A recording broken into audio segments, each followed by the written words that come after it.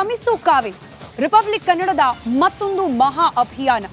ನಮ್ಮ ನಾಡಿನ ಜೀವನದಿ ಅಂತ ಕರೆಸಿಕೊಳ್ಳುವ ಬೆಂಗಳೂರಿನ ಪ್ರತಿಯೊಂದು ಮನೆಯೂ ಕೂಡ ಕುಡಿಯುವ ನೀರಿಗೆ ಅವಲಂಬಿಸಿರುವ ನಮ್ಮ ಪವಿತ್ರ ನದಿ ಕಾವೇರಿ ತನ್ನದಲ್ಲದ ತಪ್ಪಿಗೆ ಮಲಿನವಾಗಿ ಹೋಗ್ತಿದ್ದಾಳೆ. ಯಾವ ರೀತಿ ವಿಷವಾಗ್ತಿದೆ ಕಾವೇರಿಯ ಒಡಲು ಅನ್ನೋದನ್ನ ನಿಮ್ಮ ಮುಂದೆ ತೋರಿಸುವ ಪ್ರಯತ್ನವನ್ನ ಈ ಅಭಿಯಾನದ ಮೂಲಕ ರಿಪಬ್ಲಿಕ್ ಕನ್ನಡ ಮಾಡ್ತಾ ಇದೆ. ಕೇವಲ ಮಲಿನವಾಗ್ತಿದೆ ಕಾವೇರಿ ಅನ್ನೋದನ್ನ ತೋರಿಸೋದು ಮಾತ್ರವಲ್ಲ, ಅದಕ್ಕೆ ಹೊಣೆ ಯಾರ ತಪ್ಪಿನಿಂದಾಗಿ ಕಾವೇರಿ ವಿಷವಾಗ್ತಾ ಇದೆ, ಅದನ್ನ ಸರಿಪಡಿಸಲಿಕ್ಕಿರುವ ಕ್ರಮ ಏನು, ಮಾರ್ಗ ಏನು, ಇದರ ಇಂಚಿಂಚು ಮಾಹಿತಿಯನ್ನ ಇವತ್ತು ಬೆಳಗ್ಗಿನಿಂದ ಇವತ್ತು ಇಡೀ ದಿನ ರಿಪಬ್ಲಿಕ್ ಕನ್ನಡ ಜನರ ಮುಂದೆ, ಅಧಿಕಾರಿಗಳ ಮುಂದೆ, ಮಲಗಿರುವ ಸರ್ಕಾರದ ಮುಂದೆ ತೆರೆದಿಡುವ ಪ್ರಯತ್ನವನ್ನ ಮಾಡ್ತಾ ಇದೆ. ರಿಪಬ್ಲಿಕ್ ಕನ್ನಡದ ಮೂಲಕ ಮತ್ತೊಂದು ಮೆಗಾ ರಿಯಾಲಿಟಿ ಚೆಕ್. ಬಾಟಲಿಯಲ್ಲಿ ಕಾವೇರಿ ನದಿ ನೀರನ್ನ ತುಂಬಿಸಿಕೊಂಡ ತಕ್ಷಣ ಕಾವೇರಿ ನದಿಯ ನೀರಿನ ಬಣ್ಣ ಹೇಗೆ ಬದಲಾಗಿದೆ ಅನ್ನೋದು ತಿಳಿದು ಬರ್ತಾ ಇದೆ. ನಿಮ್ಮ ಕಣ್ಣಿನ ಮುಂದೆ ನೀವು ಕಾಣ್ತಾ ಇರುವ ದೃಶ್ಯ ಪರಮ ಪವಿತ್ರ ಕಾವೇರಿ ನದಿಯನ್ನ ನಾವು ನೀವು ಎಲ್ಲರೂ ಸೇರಿ ಯಾವ ಮಟ್ಟಿಗೆ ಮಲಿನ ಮಾಡ್ತಿದ್ದೀವಿ ಅನ್ನೋದಕ್ಕೆ ಸಾಕ್ಷಿಯಾಗಿ ನಿಲ್ತಾ ಇರುವ ದೃಶ್ಯಗಳು.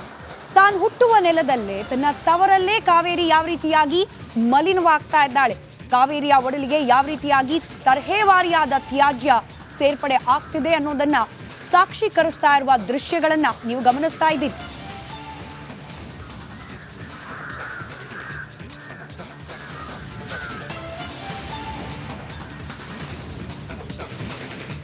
ಕ್ಷಮಿಸು ಕಾವೇರಿ. ಕಾವೇರಿ ಮಾತೆಯಲ್ಲಿ, ಕಾವೇರಮ್ಮನಲ್ಲಿ ನಾವಿವತ್ತು ಕ್ಷಮೆ ಕೇಳ್ತಾ ಇದ್ದೀವಿ. ಯಾಕಂತ ಹೇಳಿದ್ರೆ ಕಾವೇರಿಯ ಒಡಲಿಗೆ ನಾವಿವತ್ತು ವಿಷಪ್ರಾಶನವನ್ನ ಮಾಡ್ತಾ ಇದ್ದೀವಿ. ಕಾವೇರಿ ಅಮ್ಮನನ್ನ ನಾವಿವತ್ತು ವಿಲವಿಲ ಒದ್ದಾಡುವಂತ ಪರಿಸ್ಥಿತಿಗೆ ತಂದು ಬಿಟ್ಟಿದ್ದೀವಿ. ಕಣಿವೆ ಗ್ರಾಮದಲ್ಲಿ ಈ ನೀರು ಹೇಗಿದೆ ಅಂತ ಹೇಳಿದ್ರೆ ಅದು ಹೇಳಲಿಕ್ಕೆ ಅಸಾಧ್ಯ. ಬಣ್ಣವೇ ಬದಲಾಯಿಸಿ ಬಿಟ್ಟಿದೆ. ಅದರ ಜೊತೆಗೆ ಪರಿಸರ ಮಾಲಿನ್ಯ ನಿಯಂತ್ರಣ ಮಂಡಳಿಯವರು ಒಂದು ರಿಪೋರ್ಟ್ ಕೊಟ್ಟಿದ್ದಾರೆ.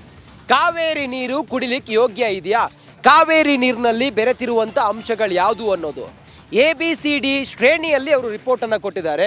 A ಅಂತ ಹೇಳಿದರೆ ಕುಡಿಲಿಕ್ಕೆ ಯೋಗ್ಯವಾದ ನೀರು, B ಅಂತ ಹೇಳಿದರೆ ಕುಡಿಲಿಕ್ಕೆ ಅಸಾಧ್ಯವಾದ ನೀರು, ಕುದಿಸಿ ಕುಡಿಬೇಕು, C ಅಂತ ಹೇಳಿದರೆ ಕುಡಿಲಿಕ್ಕೆ ಸಾಧ್ಯವೇ ಇಲ್ಲ, ಅದು ಪ್ರಾಣಿಗಳು ಕುಡಿಯೋ ನೀರು, D ಅಂತ ಹೇಳಿದರೆ ಕಾರ್ಖಾನೆಗಳಿಗೆ ಬಳಸುವ ನೀರು. ನೋಡಿ, ಇದು ಡಾಕ್ಯುಮೆಂಟ್.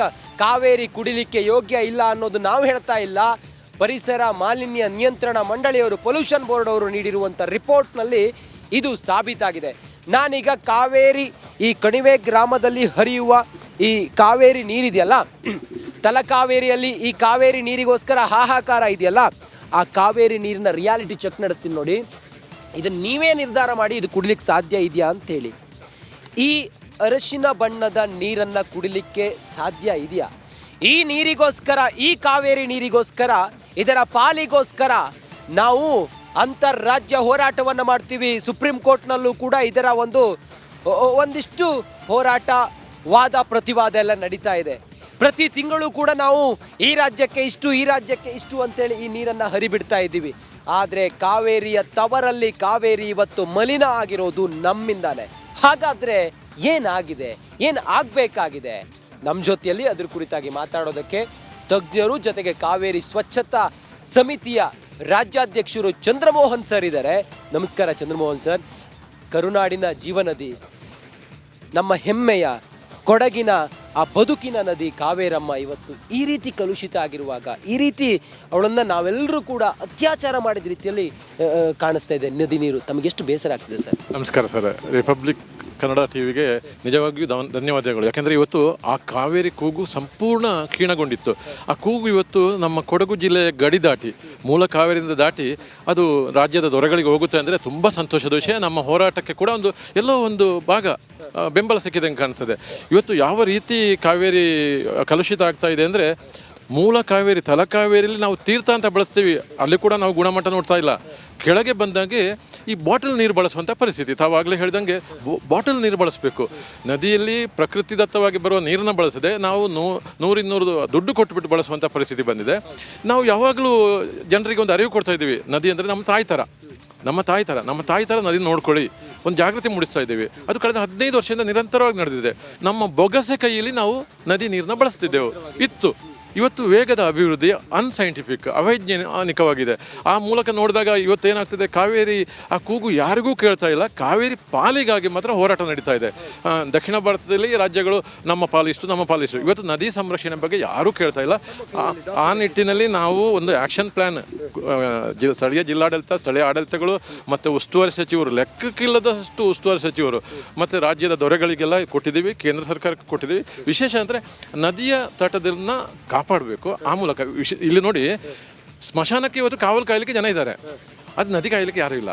ಆ ನದಿ ತಟದಲ್ಲಿ ಪ್ರವಾಸೋದ್ಯಮ ಅಂತ ಕಾಣ್ತಾ ಇದೆ. ಕೊಡಗಿನಲ್ಲಿ ಪ್ರವಾಸೋದ್ಯಮ ಇಲಾಖೆ ಅಂತ ಒಂದು ಕೊಡಗಲ್ಲಿದೆ. ಏನೂ ಮೂಲಭೂತ ವ್ಯವಸ್ಥೆ ಕಲ್ಪಿಸಿಲ್ಲ, ಏನೂ ಕಲ್ಪಿಸಿಲ್ಲ. ಅವರು ಒಟ್ಟಾರೆ ಯಾಕಿದ್ದಾರೆ ಅಂತ ನಮ್ಗೆ ಅರ್ಥ ಆಗ್ತಿಲ್ಲ. ಅಧಿಕಾರಿಗಳು ಇಲ್ಲಿ ಇರಲಿಲ್ಲ, ನಾಮಕಾವಸ್ಥೆಗೆ 1 ಲಕ್ಷ, ಒಂದು ವಾರಕ್ಕೆ 1 ಲಕ್ಷಕ್ಕಿಂತಲೂ ಜಾಸ್ತಿ ವೀಕೆಂಡಲ್ಲಿ ಜನ ಬರ್ತಾರೆ. ತಾವು ಭಾವಿಸ್ಕೊಳ್ಳಿ, ಒಂದು ಬಿಸ್ಲರಿ ಬಾಟಲ್ ಅವ್ರ ಕೈಗೆ ಬಂದರೆ ಆ 2 ದಿವಸದಲ್ಲಿ ಒಬ್ಬ ಪ್ರವಾಸಿಗೆ 5 ಬಾಟಲ್ ಬಳಸಿದರೆ ಎಷ್ಟಾಯಿತು? 5 ಲಕ್ಷ ಬಾಟಲ್. ಆ ಬಾಟಲ್ ಯಾರ ಮನೆಯಲ್ಲಿ, ಯಾರ ಕಟ್ಟಡದಲ್ಲಿ ಉಳಿಯುವುದಿಲ್ಲ, ನೇರವಾಗಿ ಪ್ರಕೃತಿ ನದಿಗೆ. ಯಾಕೆಂದ್ರೆ ನದಿ ಮೇಲೆ ಯಾರಿಗೂ ಪ್ರೀತಿ ಇಲ್ಲ. ಇವತ್ತು ನೋಡಿ, ವ್ಯಾಲೆಂಟೈನ್ಸ್ ಡೇ ನೀವು ನೆನಪು ಮಾಡ್ಕೋಬೋದು, ಜನ ಯಾರ್ಯಾರನ್ನೆಲ್ಲ ಪ್ರೀತಿ ಮಾಡ್ತಾರೆ.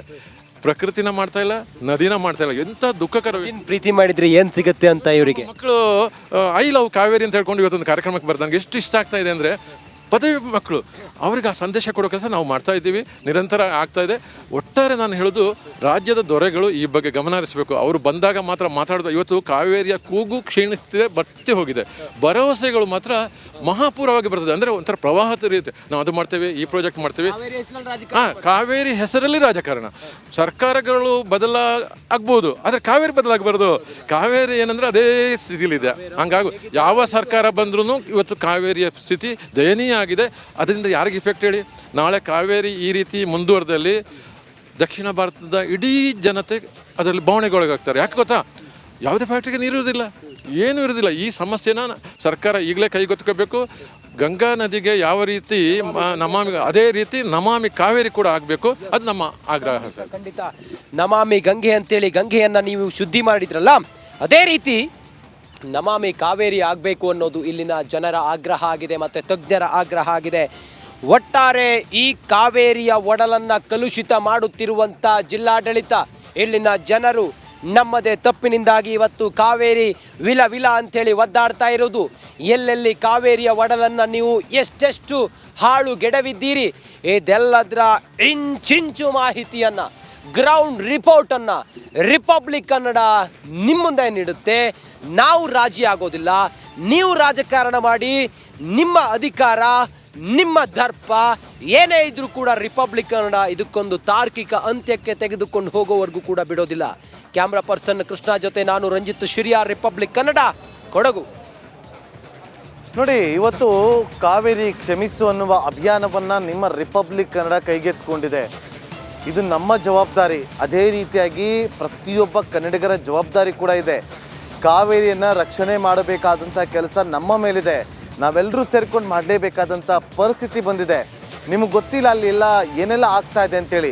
ಇದೇ ಕಾರಣಕ್ಕೋಸ್ಕರ ನಮ್ಮ ಆ್ಯಂಕರ್ ರಂಜಿತ್ ಶಿರಿಯಾರ್ ಕುಶಾಲನಗರದ ಒಂದು ಕಣಿವೆ ಗ್ರಾಮಕ್ಕೆ ತೆರಳಿ ಅಲ್ಲಿನ ವಸ್ತುಸ್ಥಿತಿಯನ್ನು ಸವಿಸ್ತಾರವಾಗಿ ವಿವರಿಸಿದ್ದಾರೆ. ಅಲ್ಲಿಂದ ಒಂದು ಗ್ರೌಂಡ್ ರಿಪೋರ್ಟನ್ನು ಕೊಟ್ಟಿದ್ದಾರೆ, ನೋಡ್ಕೊಂಡು ಬನ್ನಿ. ಸುಮಾರು 4 ರಾಜ್ಯಗಳು, ಸುಮಾರು ಜಿಲ್ಲೆಗಳ ಜನರು ಆಶ್ರಯಿಸಿರುವಂಥ ನದಿ ಕಾವೇರಿ ನದಿ. ನಮ್ಮ ಕರ್ನಾಟಕದ ಜೀವನದಿ ಕಾವೇರಿ ನದಿ. ಕೊಡಗಿನ ದೇವರು ಅಂಥೇಳಿ ಕರೆಯುವಂಥ ಕಾವೇರಿ ನದಿಯನ್ನು ಕೊಡಗಿನ ತಲಕಾವೇರಿಯಲ್ಲಿ ತೀರ್ಥರೂಪಿಣಿಯಾಗಿ ಮನೆಯಲ್ಲಿಟ್ಟು ಪೂಜೆ ಮಾಡುವಂಥ ಈ ಕಾವೇರಿ ನದಿ, ಆ ಕಾವೇರಿ ನದಿಯ ಸ್ನಾನ ಮಾಡಿದರೆ ನಮ್ಮ ಕರ್ಮಗಳೆಲ್ಲವೂ ಕೂಡ ತೊಳೆದು ಹೋಗುತ್ತೆ, ನಮ್ಮ ಪಾಪ ಕರ್ಮಗಳಿಗೆ ಮುಕ್ತಿ ಸಿಗುತ್ತೆ ಅಂಥೇಳಿ ನಾವು ಆರಾಧನೆ ಮಾಡುವಂಥ ಸಪ್ತ ಮಾಂತ್ರಿಕೆಗಳ ಪೈಕಿ ಒಂದಾಗಿರುವಂಥ ಕಾವೇರಿ ನದಿಯನ್ನು ನಾವಿವತ್ತು ಎಷ್ಟು ಕೊಳಕು ಮಾಡ್ತಾ ಇದ್ದೀವಿ, ಎಷ್ಟು ಕಲುಷಿತ ಮಾಡ್ತಿದ್ದೀವಿ ಅಂತ ಹೇಳಿದರೆ ಬಹಳ ಬೇಸರ ಆಗುತ್ತೆ. ಯಾವುದೇ ಶುದ್ಧೀಕರಣ ಘಟಕಗಳಿಲ್ಲದೆ ಕಾವೇರಿ ನದಿಗೆ ನೇರವಾಗಿ ಸೇರ್ತಿರುವಂಥ ಆ ಕೆಮಿಕಲ್ ಮಿಶ್ರಿತ ನೀರು ಅದು ಹೇಗಿದೆ, ಆ ರಾಜಕಾಲುವೆಯಿಂದ ನೇರವಾಗಿ ನದಿಗೆ ಸೇರ್ತಾ ಇರುವಂಥ ಆ ಕೊಳಕು ನೀರು ಹೇಗಿದೆ, ಮತ್ತೊಂದು ವೃಷಭಾವತಿ ಆಗುವತ್ತ ಕಾವೇರಿ ನದಿ ಹೋಗಿದೆ. ಕಾವೇರಿ ನದಿಯನ್ನು ಇಲ್ಲಿನ ಜನ ಹೇಳ್ತಾರೆ ಬಯಲು ಶೌಚ ಅಂತ ಹೇಳ್ತಾರೆ. ಬಂದವರೆಲ್ಲರೂ ಕೂಡ ಶೌಚ ಮಾಡೋದಕ್ಕೆ ಹೋಗೋದು.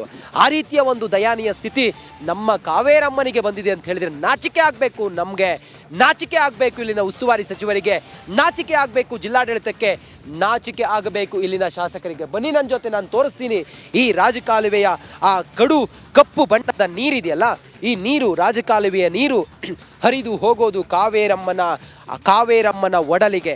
ನೋಡಿ, ಇನ್ನೂ ಕೂಡ ತೋರಿಸ್ತೀನಿ. ಆ ನೀರಿದೆಯಲ್ಲ, ಬಹುತೇಕ ಈ ನಗರದ ನೀರೆಲ್ಲವೂ ಕೂಡ ಈ ಕಾಲುವೆ ಮೂಲಕ ಬರುತ್ತೆ. ನಾನಿರುವ ಜಾಗ ಇದು ಕಣಿವೆ ಗ್ರಾಮ.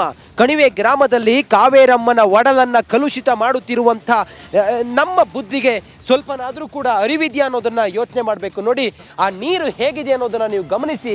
ಸಂಪೂರ್ಣವಾಗಿ ಕಪ್ಪು ಗಟ್ಟಿರುವಂಥ ನೀರು, ಈ ನೀರು ನದಿಗೆ ಸೇರುತ್ತೆ. ಇಲ್ಲೇ ಪಕ್ಕದಲ್ಲಿ ಕಾವೇರಿ ನದಿಯನ್ನು ಸಂಧಿಸುತ್ತೆ. ಕಾವೇರಿ ನದಿಯನ್ನು ಸಂಧಿಸಿ ಕಲುಷಿತಳಾಗ್ತಾಳೆ ಕಾವೇರಿ. ಇದೇ ಕಲುಷಿತ ನೀರನ್ನು ನಾವು ಬೆಂಗಳೂರಿನ ಜನ ಕುಡಿತೀವಿ. ಬೆಂಗಳೂರಿನ ಕೋಟಿ ಜನ ಈ ನೀರನ್ನು ಆಶ್ರಯಿಸಿದ್ದೀವಿ. ನಮ್ಮ ಬಳಲಿಕೆಯನ್ನು ನಿವಾರಿಸುವಂಥ ಈ ಕಾವೇರಮ್ಮನಿಗೆ ನಾವು ಕೊಟ್ಟಿದ್ದೇನು ಕೇಳಿದರೆ, ಈ ಕಲುಷಿತ ಗೊಚ್ಚೆ ನೀರು, ಕೆಮಿಕಲ್ ಮಿಶ್ರಿತ ನೀರು, ಈ ಕಾರ್ಖಾನೆಗಳ ವಾಟರ್ ಯಾವುದೇ ಶುದ್ಧೀಕರಣ ಇಲ್ಲದೆ ಹೋಗ್ತಿರೋದನ್ನು ಗಮನಿಸ್ತಾ ಇದ್ದೀರಿ. ಕಾವೇರಿಯ ಪಾಲಿಗೋಸ್ಕರ ಹೋರಾಟ ಮಾಡುವವರಿಗೆ ಕಾವೇರಿ ಕಲುಷಿತ ಆಗ್ತಿರೋದು ಕಣ್ಣಿಗೆ ಕಾಣಿಸ್ತಾ ಇಲ್ವಾ? ಕಾವೇರಿ ಪಾಲಿಗೋಸ್ಕರ ಸುಪ್ರೀಂ ಕೋರ್ಟ್ವರೆಗೂ ಕೂಡ ಹೋಗಿರೋರಿಗೆ ಕಾವೇರಿಯ ತವರಲ್ಲೇ ಕಾವೇರಿಯನ್ನು ನಾವು ಕೊಂದು ಹಾಕ್ತಿರೋದ್ರ ಬಗ್ಗೆ ಗೊತ್ತಾಗ್ತಾ ಇಲ್ವಾ? ತಲಕಾವೇರಿ ಈ ಕಾವೇರಿಯ ಉಗಮ ಸ್ಥಾನದಲ್ಲೇ ಕಾವೇರಿಯ ಒಡಲನ್ನು ನಾವು ಬರಿದು ಮಾಡ್ತಾ ಇದ್ದೀವಲ್ಲ, ನಾವು ರಾಕ್ಷಸರ ರೀತಿಯಲ್ಲಿ ವರ್ತನೆ ಮಾಡ್ತಿದ್ದೀವಲ್ಲ, ನಿಮ್ಮ ಕಣ್ಣಿಗೆ ಹಾಗಾದರೆ ಕಾಣಿಸ್ತಾ ಇಲ್ವಾ? ರಿಪಬ್ಲಿಕ್ ಕನ್ನಡದ ಕ್ಷಮಿಸು ಕಾವೇರಿಯ ಆ ಅರ್ಥವೇ ಅದು. ನಾವಿವತ್ತು ಕಾವೇರಿಯಲ್ಲಿ ಅಪಲೈಸ್ ಮಾಡ್ತಾ ಇದ್ದೀವಿ, ಕ್ಷಮೆ ಕೇಳ್ತಾ ಇದ್ದೀವಿ. ಕಾವೇರಮ್ಮ ನಮ್ಮನ್ನು ಕ್ಷಮಿಸು ಅಂತೇಳಿ. ಈ ಕ್ಷಮೆ ಸರ್ಕಾರ ಕೇಳಬೇಕು, ಈ ಕ್ಷಮೆ ಜನರು ಕೇಳಬೇಕು, ಈ ಕ್ಷಮೆ ಜಿಲ್ಲಾಡಳಿತ ಕೇಳಬೇಕು, ಈ ಕ್ಷಮೆ ಉಸ್ತುವಾರಿ ಸಚಿವರು, ಮುಖ್ಯಮಂತ್ರಿಗಳ ಆದಿಯಾಗಿ ಯಾರ್ಯಾರು ಸಂಬಂಧಪಟ್ಟವರಿದ್ದಾರೋ ಅವರು ಕ್ಷಮೆ ಕೇಳಿ ಈ ಕಾವೇರಮ್ಮನನ್ನು ರಕ್ಷಣೆ ಮಾಡಬೇಕನ್ನೋದು ರಿಪಬ್ಲಿಕ್ ಕನ್ನಡದ ಕ್ಷಮಿಸು ಅಭಿಯಾನದ ಉದ್ದೇಶ.